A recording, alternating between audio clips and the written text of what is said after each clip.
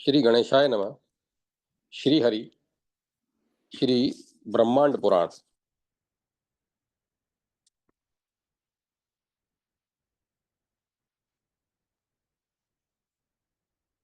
अध्याय 74 का आगे शेष भाग। बलि ने कहा, हे महाभाग, हे मान देने वाले, मैं अपनी पत्नी में धर्म और अर्थ से संयुक्त पुत्रों को उत्पन्न करना चाहता हूँ।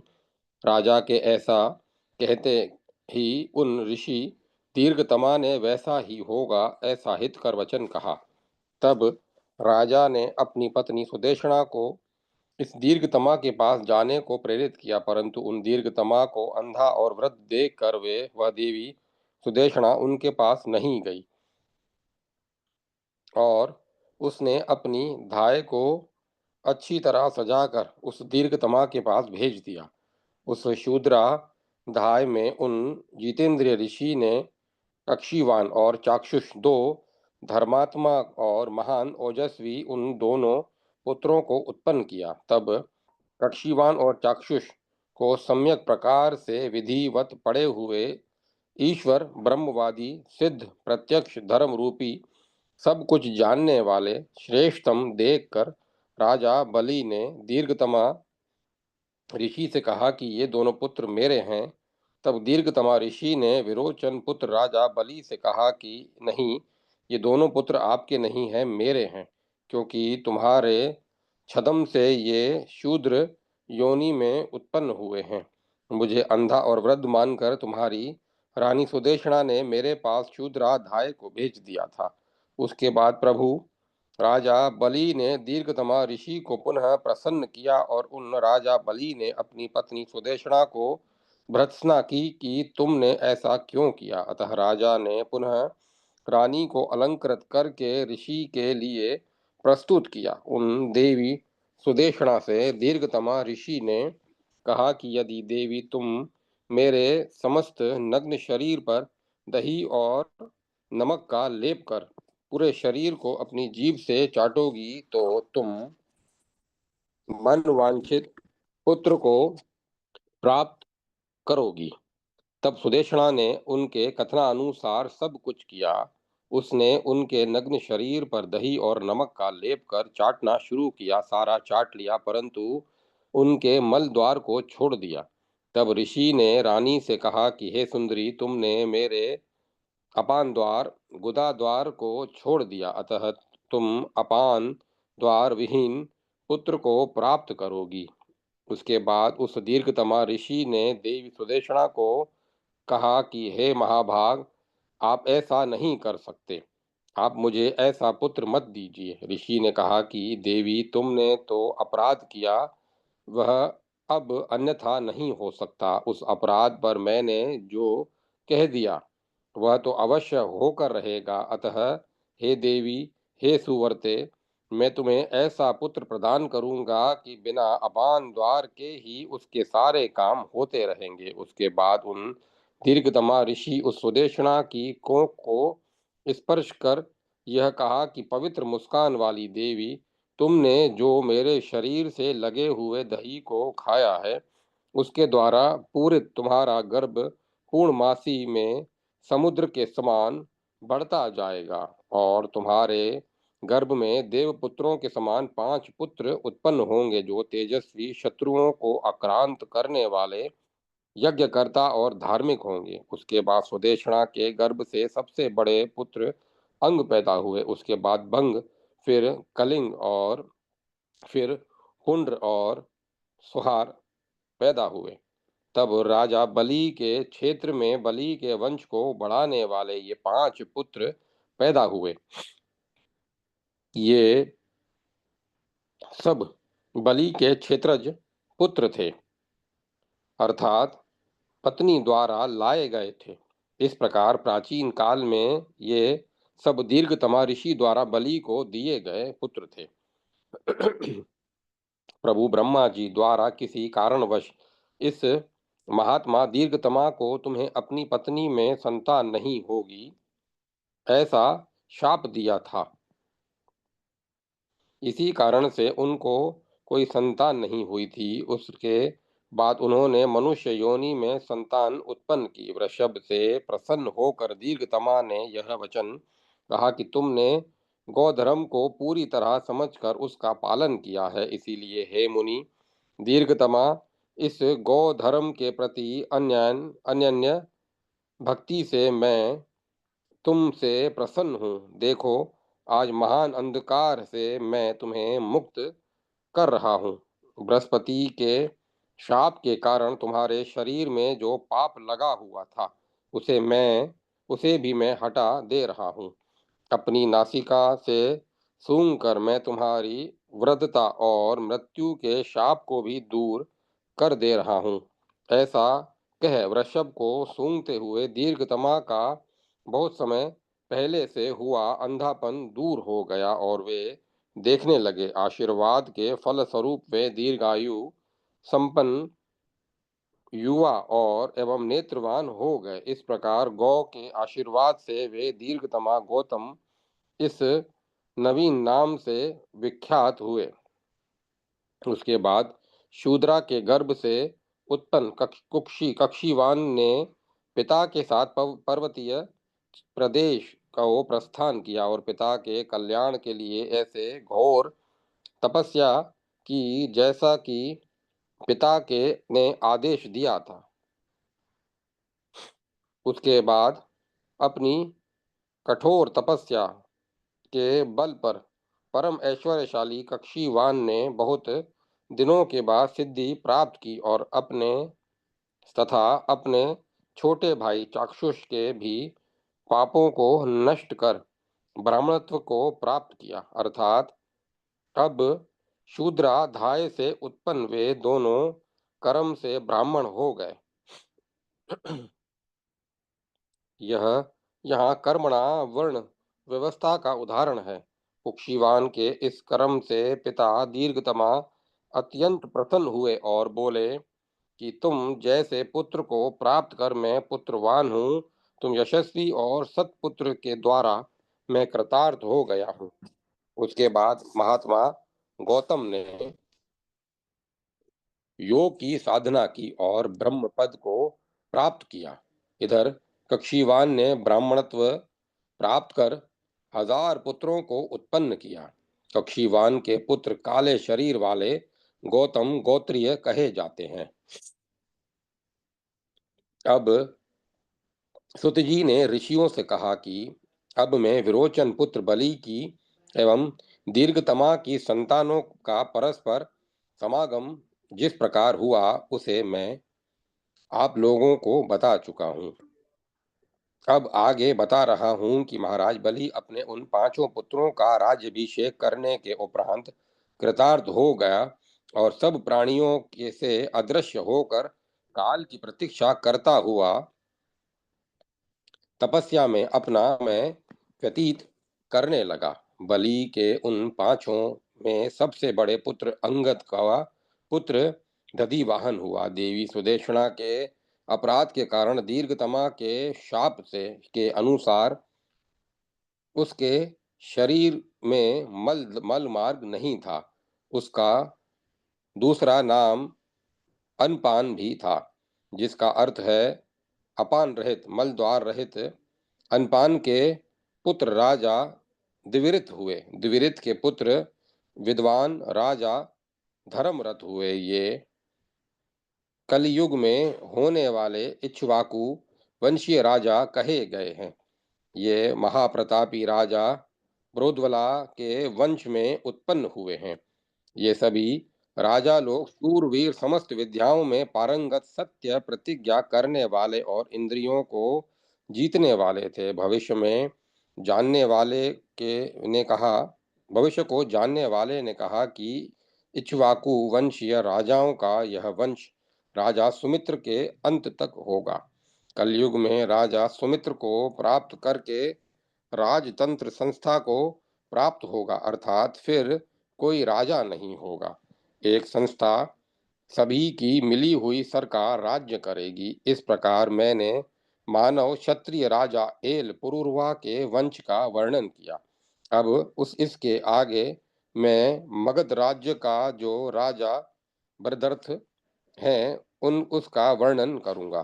सहदेव जरासंध के वंश में जो राजा हो चुके हैं तथा होंगे उन सब का मैं वर्णन करूंगा। आप ऋषि लोग ध्यान से सुनिए कि उस महाभारत में युद्ध में राजा सहदेव मारे गए थे। सोम सोमापी उन राजा सहदेव के पुत्र थे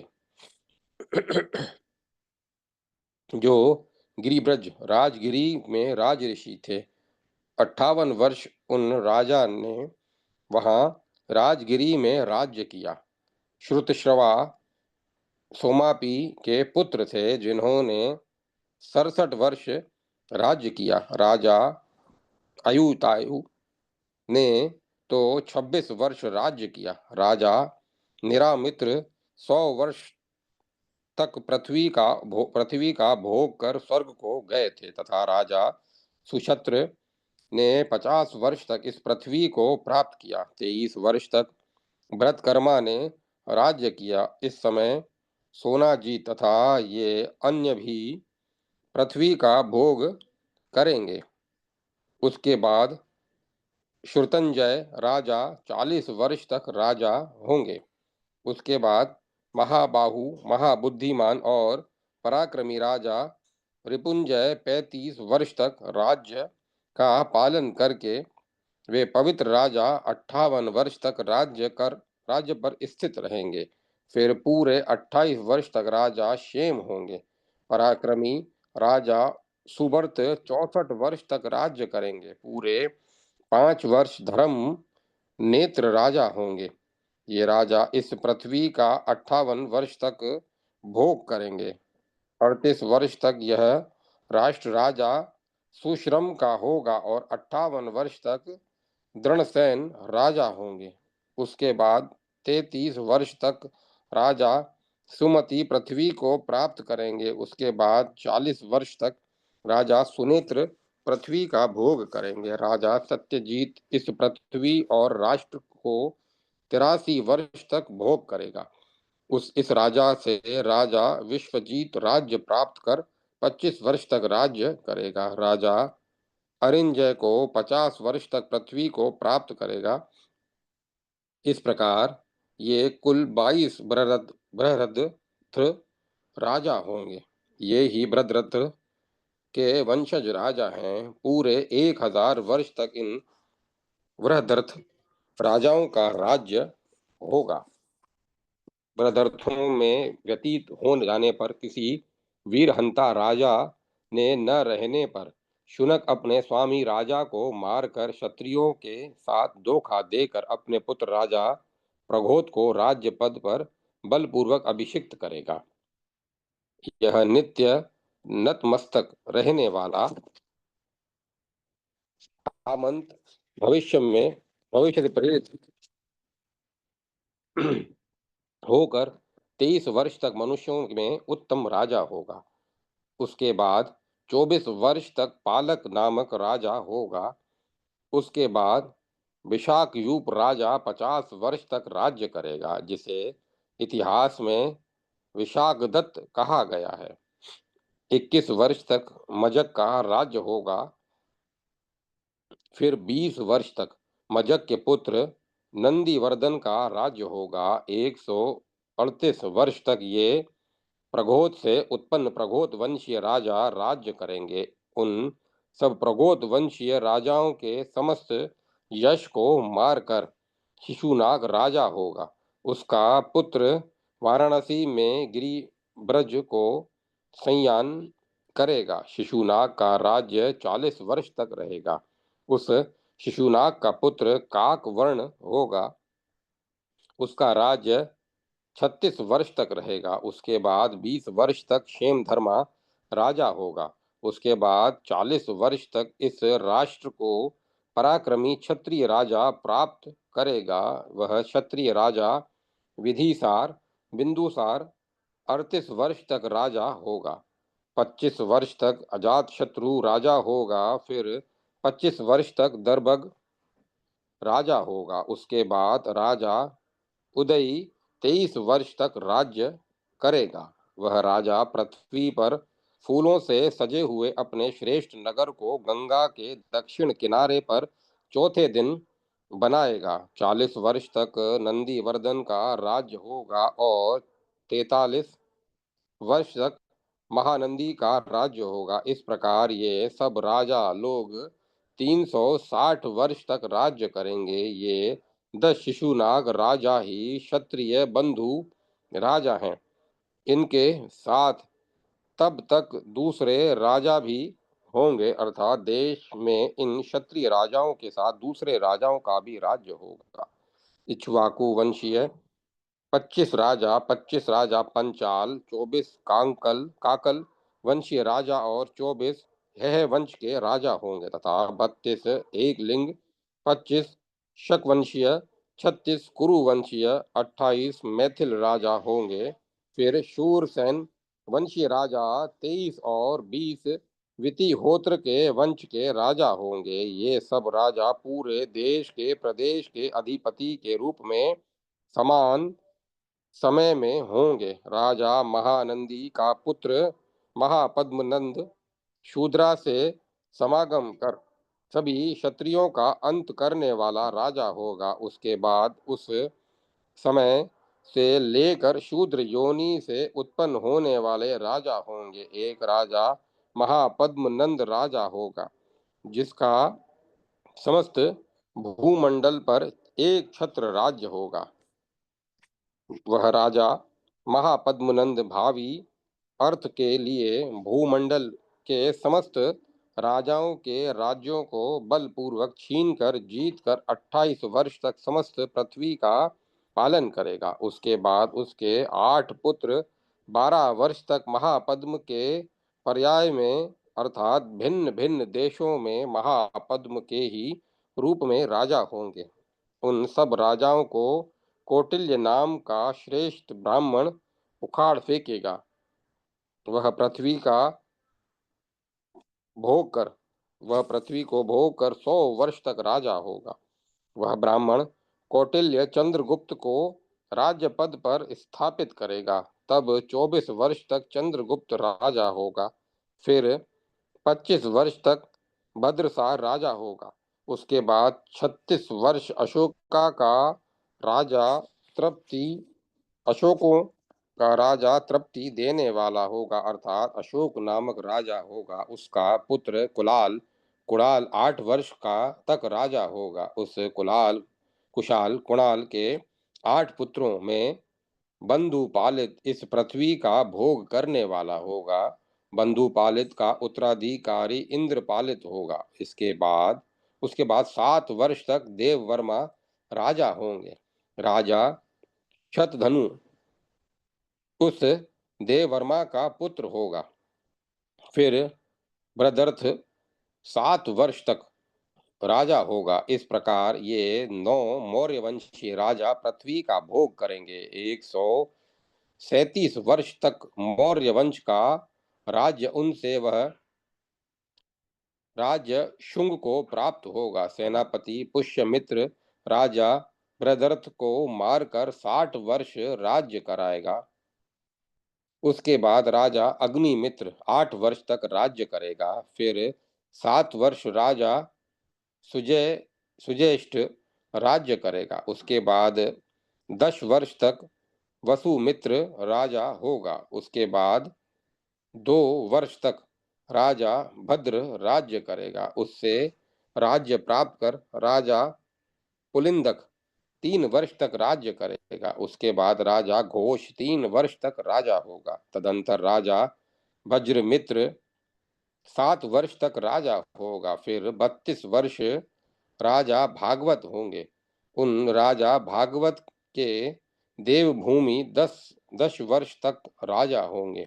इस प्रकार ये 10 शुंग वंशीय राजा इस पृथ्वी का भोग करेंगे। पूरे 112 वर्ष तक उन राजाओं से राज्य कणों के पास जाएगा। वसुदेव नामक मंत्री बचपन से ही विचारी व्यसनी राजा देवभूमि को मारकर शंगु में राजा होगा और वह कणव राजा 5 वर्ष तक राजा होगा।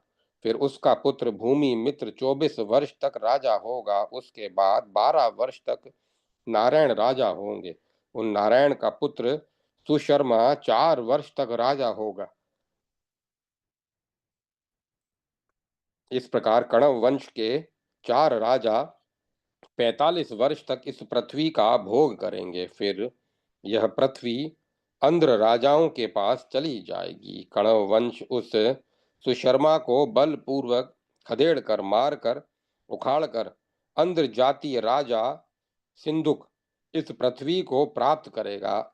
इसके बाद 23 वर्ष तक सिंधुक राजा होगा। फिर उस राजा सिंधुक का भाई कृष्ण 10 वर्ष तक राज्य करेगा। फिर उसका पुत्र महान श्रीकांत कर्णी राजा होगा। वह शांतकर्णी 56 वर्ष तक राजा रहेगा। फिर उसके पुत्र अनिष्टकर्मा 25 वर्ष तक राजा होंगे। उसके बाद पूरे 100 वर्ष तक हाल राजा होंगे।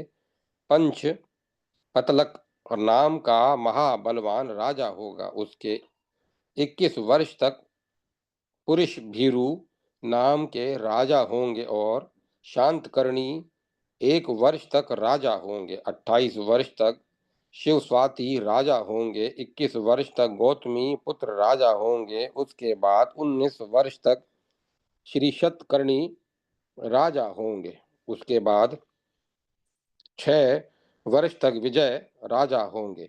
उसके बाद उनके पुत्र दंड श्री शतकर्णी 3 वर्ष तक राजा होंगे। उसके बाद इनमें पुलोमारी 7 वर्ष तक राजा होंगे। इस प्रकार ये 30 अंधक वंशीय राजा पृथ्वी का भोग करेंगे। उसी प्रकार ये सब 456 वर्ष तक अंधक वंशीय राजा राज्य करेंगे। उन अंधरों के 5 राजा संस्थित होंगे और 7 उनके वंश वाले राजा होंगे। उसके बाद 10 आभिर वंशीय राजा होंगे। 7 राजा गर्दबी होंगे। उसके बाद 10 शक राजा होंगे तथा 8 यवन राजा होंगे और 14 राजा तुषार होंगे। 13 राजा गरुड़ होंगे और 11 मोना होंगे। अंध्रवंशीय राजा इस पृथ्वी को 300 वर्ष तक भोग करेंगे। उनमें 67 वर्षों तक 10 आभिर राजा राज्य करेंगे और 7 गर्दबी राजा 72 वर्ष तक इस पृथ्वी को भोगेंगे।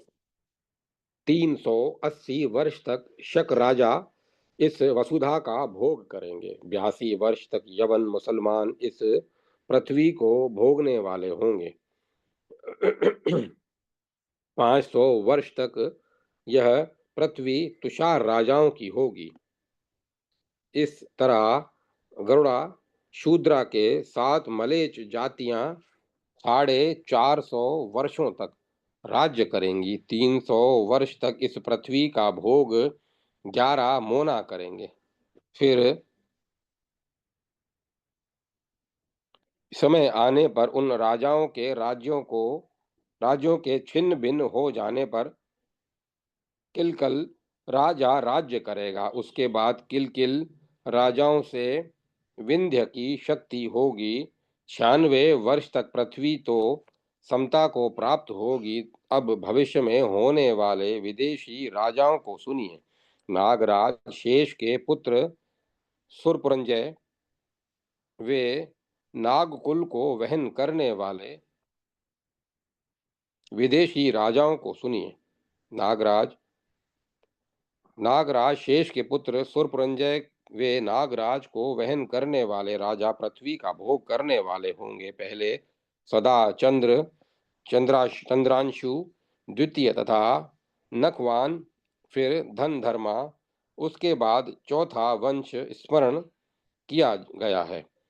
उसके बाद विदिशा में राजा भूतिनंदन होंगे। उनका छोटा भाई नंदियांशा नाम का राजा होगा। उन राजा के वंश में 3 राजा होंगे। पुरी का नाम की रानी में शिशिक नामक राजा नंदिय शाक का नाती होगा। विंध्य शक्ति का पुत्र प्रवीर नामक पराक्रमी राजा होगा। वह राजा कंचन का पुरी लंकापुरी को 6 वर्ष तक भोग करेगा। यज्ञ की समाप्ति पर दक्षिणा देने वाले वाजपेयों द्वारा यज्ञ किए जाएंगे। तब उस राजा प्रवीर के 4 पुत्र राजा होंगे। विंधक कुलों के ये 3 वैवाहिक राजा सुप्रतीक और गंभीर 20 वर्ष तक पृथ्वी का भोग करेंगे और शंकुमान राजा माहिषी वंशजों का पृथ्वी का स्वामी होगा। फिर पुष्यमित्र राजा 6 वर्ष और त्रिमित्र 13 वर्ष तक होंगे। मेखला के में 7 राजा होंगे और कोमला में 70 महाबलवान राजा होंगे। मेघ नामक वंश के 9 राजा होंगे। अब नेषद राजा अपने अनुशय से होंगे। वे सब नेषद राजा नल के वंश में उत्पन्न हुए थे और पराक्रमी तथा बलवान राजा होंगे। मगधों का महापराक्रमी राजा विश्व विश्वस्फाणी होगा। वह राजा अन्य वर्णों के सभी राजाओं का नाश करके राज्य करेगा। वे राजा केवर्तों, मद्रकों, पुलिंदों और ब्राह्मणों को अनेकों देशों में स्थापित कराएगा। विश्वस्वा विश्वस्वाणी विश्वस्फाणी राजा युद्ध में विष्णु के समान महापराक्रमी होगा। विश्वस्फाणी राजा नपुंसक की आकृति के समान कहा जाता है। वह राजा छत्र का नाश कराकर अन्य छत्र को बनाएगा। 9 वर्ष तक नाग राजा चंपावती पुरी का भोग करेंगे। रम्य मथुरा नगरी का 7 वर्ष तक नाग राजा भोग करेंगे। गंगा के किनारे के जनपदों प्रयाग, साकेत, अयोध्या तथा मगध, इन सभी जनपदों का 7 वंशों में उत्पन्न राजा भोग करेंगे। नेषद, यदुक, शेषित, काल तोयक, मणि, धान्यज, कौशल, आंध्र, सागर सहित ताम्रलिप्त प्रदेशों और रम्य चंपापुरी का भोग देवरक्षित राजा करेंगे। कलिंग, महिष, महेंद्र, निलय जो जनपद हैं, इन सब का पालन राजा गुह करेंगे। स्त्री राष्ट्र भोजक जनपदों का भोग कन्हाय राजा करेंगे। ये सभी राजा लोग समान समय में होंगे। उस समय यवन राजा कम प्रसन्न होने वाले, झूठ बोलने वाले, महाक्रोधी, धर्म से, अर्थ से और काम से अधार्मिक होंगे। वे राजा लोग कभी राज तिलक करके राजा नहीं बनाए जाएंगे। वे राजा लोग कलयुग के दोष से दुराचारी हो जाएंगे। कली काल के द्वारा यहाँ के राजा लोग धर्म, अर्थ और काम से विहीन होंगे। उन राजाओं द्वारा सभी जनपद मिलकर सब और मलेच्छ के आचरण वाले हो जाएंगे और विपरीत रूप से व्यवहार करते हुए समस्त प्रजाओं को नष्ट कर देंगे। तब राजा लोग लोभी, मिथ्यावादी होंगे। तब उस पर्याय में राजा लोग बहुत स्त्रियों के भोगी हो जाएंगे। राजा लोग आयु, रूप, बल और शास्त्र ज्ञान से क्षण क्षण भ्रष्ट होते हुए तब सब राजा लोग कलिकाल से अपहृत होकर नष्ट हो जाएंगे तथा कल की द्वारा विशेष आहत सब राजा नाश को प्राप्त होंगे। कलयुग के संध्या के शेष रहने पर राजाओं का नृप शब्द नष्ट हो जाएगा, अर्थात तब राजा नृप अर्थात मनुष्यों के पालन करने वाले नहीं रह जाएंगे तथा सभी राजा अधार्मिक और अत्यंत पाखंडी हो जाएंगे। कली के अंत तक कुछ ही प्रजा बचेगी। उनके धर्म नष्ट हो जाएंगे, घर नष्ट हो जाएंगे, वे साधन होंगे धनहीन और व्याधि और शोक से पीड़ित हो जाएंगे। उस समय राजा अनावृष्टि से पीड़ित प्रजा आपस में एक दूसरे का वध करके अनाधार परित्रस्त हो जाएंगे और वार्ता को छोड़कर दुखित लोग गांव और नगरों को छोड़कर वन में निवास करने वाले होंगे। इस प्रकार मनुष्य कलयुग के संध्या से पूर्व की कली के प्रभाव से मनुष्य कुरूप हो जाएंगे तथा मनुष्यों के रूपों के नष्ट हो जाने पर प्रजाएं घरों को छोड़कर वनों में रहने लगेंगी।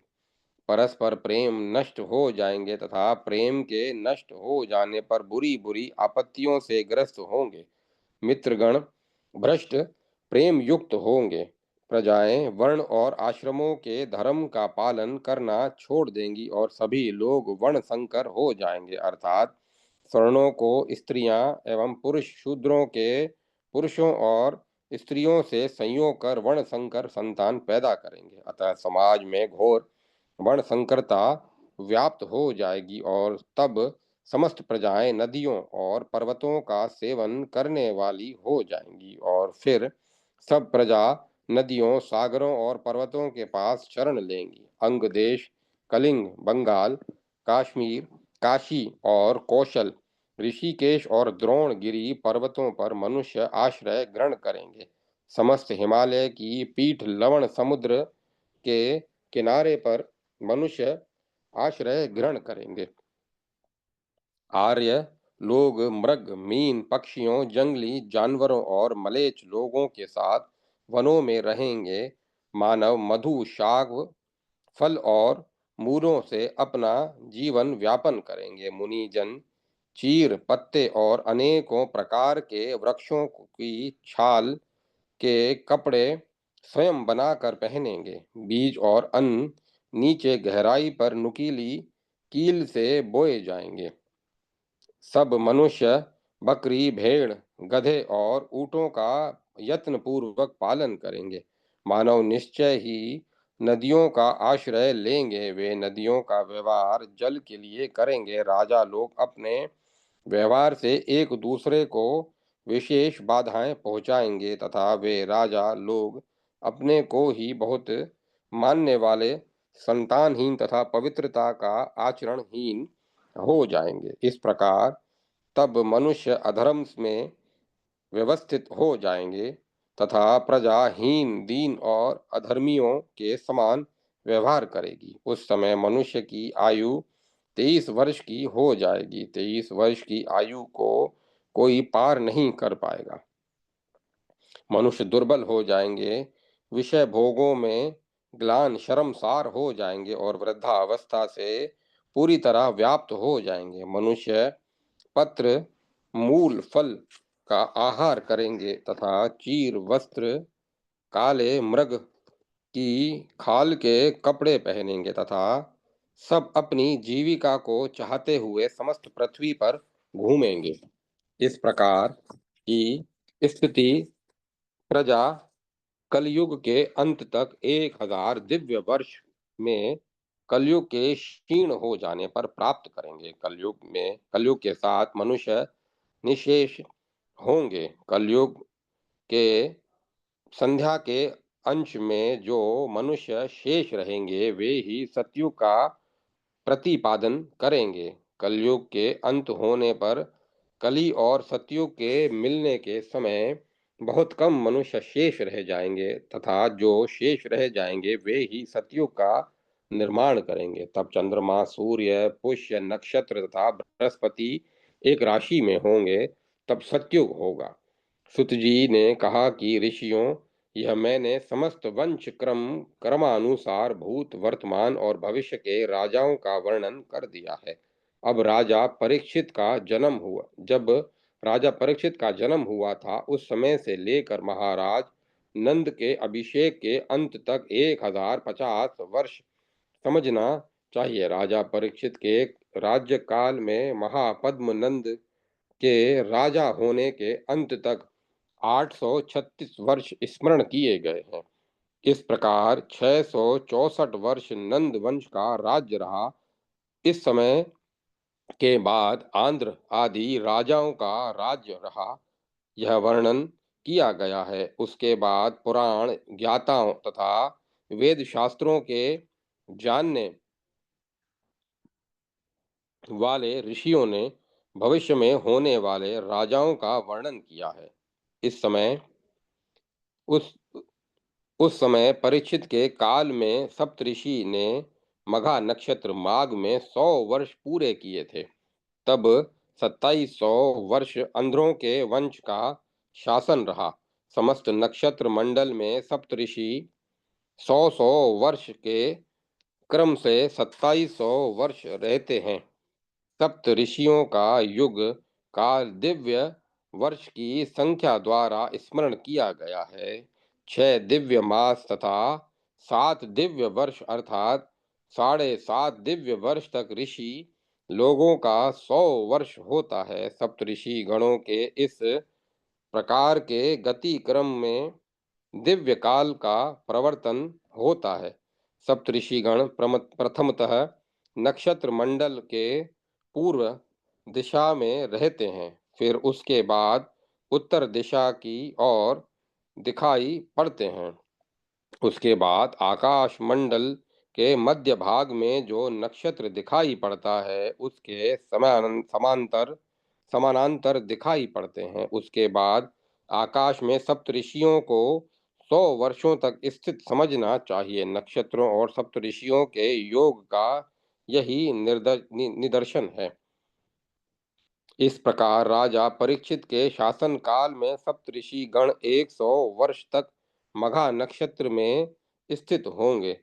अंध्रवंशीय राजा की स्थिति के बाद वे 24वें नक्षत्र शतभिक्षा में स्थित होंगे।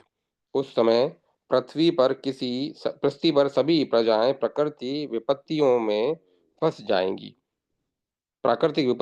जाएंगी। समस्त प्रजाएं मिथ्याचरण परायण होकर धर्म अर्थ और काम से विहीन हो जाएंगी। वेदों और स्मृतियों में वर्णित कर्म पूरी तरह शिथिल हो जाएंगे। वर्णाश्रम धर्म का ह्रास हो जाएगा। दुर्बल आत्मा वाले मनुष्य मोहित होकर वर्ण संकर हो जाएंगे तथा ब्राह्मण क्षत्रिय वैश्य द्विजातीय वर्ण शूद्रों के साथ मिल जाएंगे। ब्राह्मण लोग शूद्रों के घर जाकर यज्ञ करने वाले हो जाएंगे तथा शूद्र लोग मंत्रों के रचयिता बनेंगे। जीविका प्राप्त करने के लोभ से ब्राह्मण लोग शूद्रों की उपासना करने लगेंगे। इस प्रकार धीरे धीरे समस्त प्रजा क्रमशः भ्रष्ट हो होने लगेंगी तथा युग के नष्ट होने पर जो क्षीण होने से बचे हुए हैं वे भी नाश को प्राप्त हो जाएंगे। अब सुत जी कलयुग के प्रवर्तक होने का समय बताते हुए कहते हैं कि जिस दिन भगवान कृष्ण स्वर्गवासी हुए थे उसी दिन से कलयुग की प्रवृत्ति हुई थी। उसकी अवधि की संख्या सुनिए। कलयुग की अवधि मानव वर्ष के अनुसार 3,60,000 वर्ष की होती है। उसका संध्यांश देवमान के अनुसार 1,000 दिव्य वर्षों का होता है। कलयुग की समाप्ति हो जाने पर सतयुग का प्रारंभ होता है। सुत जी ने कहा कि यहाँ तक हमने एल और इक्ष्वाकु वंश के राजाओं का वर्णन कर दिया तथा उनके भेदों को भी बता दिया है। इक्ष्वाकु के वंश में जिन क्षत्रियों का आविर्भाव हुआ वे सब रात्र सुमित्र पर्यंत रहे। उसके बाद सूर्य पुत्र इक्ष्वाकु के वंश का अवसान हो जाता है। चंद्र वंश के इतिहासज्ञ इला के वंश को राजा शेमक के अंत तक जानते हैं। ये सब कीर्ति को बढ़ाने वाले सूर्य के पुत्रों का वर्णन किया है। इसके विपरीत उन सब के वंश में भूतकाल, वर्तमान काल और भविष्य काल के ब्राह्मण, क्षत्रिय, वैश्य एवं शूद्रों का भी वर्णन किया गया। युग युग में प्रत्येक कुल में हजारों की संख्या में महान पुरुष हो चुके हैं। बहुत अधिक हो जाने के कारण तथा पुनरुक्तिवश मैंने उनकी संख्या नहीं बताई है। इस विवस्वत मनवंतर में निमि वंश उसी समय समाप्त हो जाता है। अब इस वर्तमान युग में जिस प्रकार क्षत्रियों की उत्पत्ति होगी उसको मैं बतला रहा हूँ। ध्यान पूर्वक सुनिए। इन इस युग में पुरुवंशीय राजा देवापी होंगे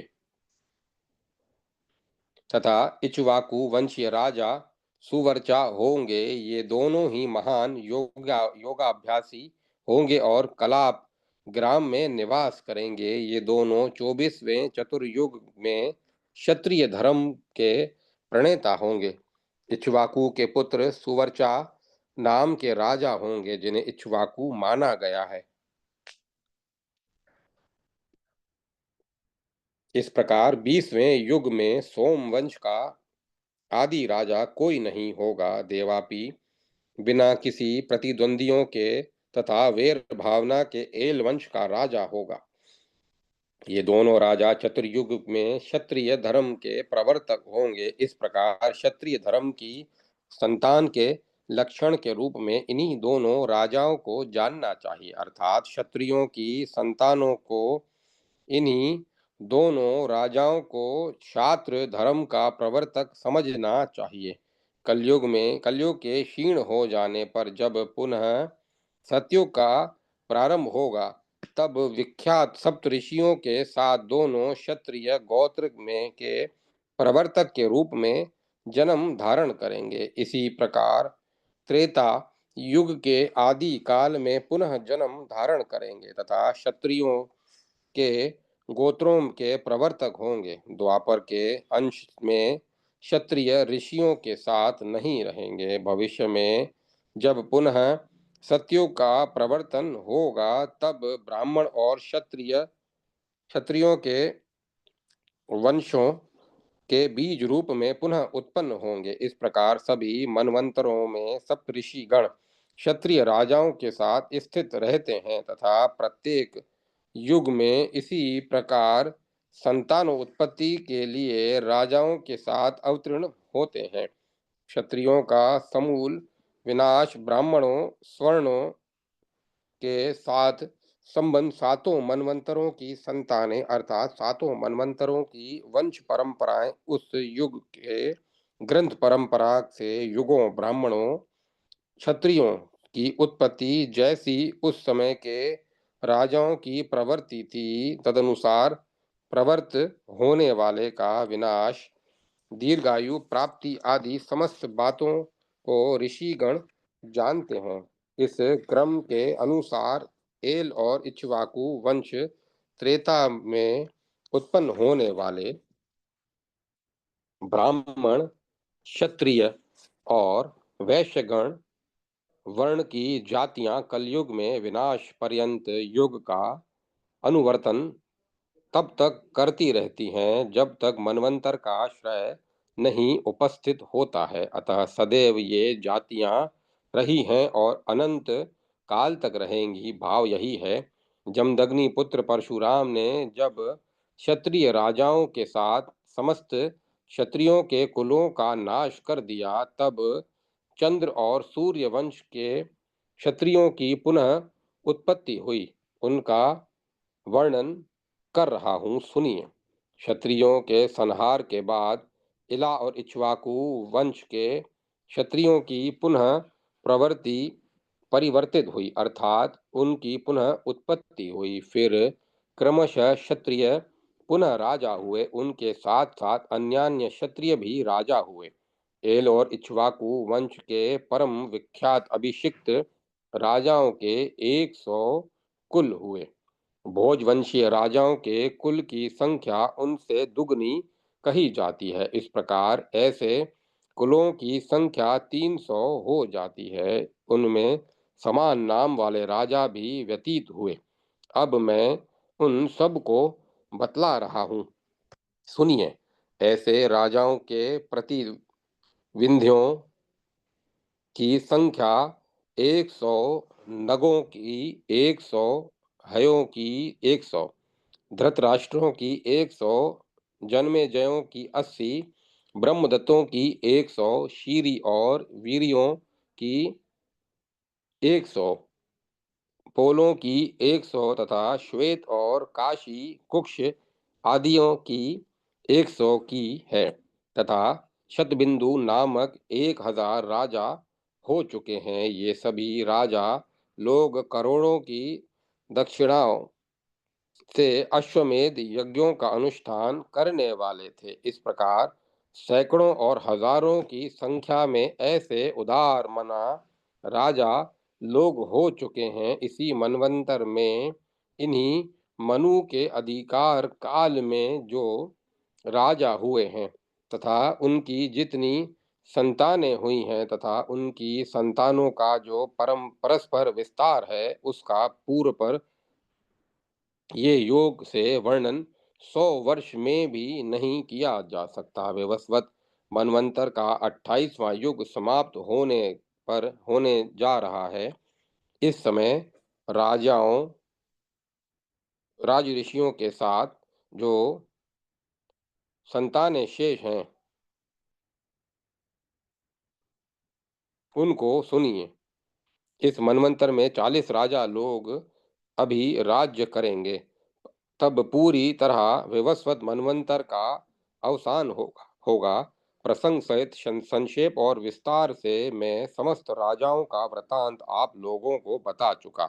अब युग युग में होने वाले राजाओं का वंशक्रम बहुत अधिक होने के कारण तथा पुनरुक्ति हो जाने के कारण नहीं बता सकता हूँ। राजा ययाति के ये 5 वंश बताए गए हैं।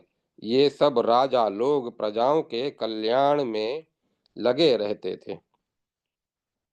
जो यह इन सब राजाओं का वर्णन किया गया, ये वे सब राजा लोग लोकों को धारण करते थे। जो इन राजाओं के वृतांत को धारण करता है अथवा सुनता है, यह वह आयु, कीर्ति, धन, पुत्रों और स्वर्ग को प्राप्त करता है। सुत जी ने कहा कि हे विप्रों, इस प्रकार मैंने इस पुराण के तीसरे पाद का पूर्व से लेकर विस्तार पूर्वक वर्णन किया है। अब आगे मैं क्या वर्णन करूं। इस प्रकार श्री ब्रह्मांड पुराण वायु प्रोक्त मध्य भाग तृतीय उपोद्घात पाद 74वां अध्याय तुर्वसु आदि का वंश वर्णन समाप्त संपन्न हुआ। जय माता सरस्वती। जय माता सरस्वती। ओम नमः शिवाय। ओम नमो नारायण। ओम नमो भगवते वासुदेवाय। ओम तत्सत। ओम तत्सत। ओम तत्सत। अब कथा को विराम दिया जाता है।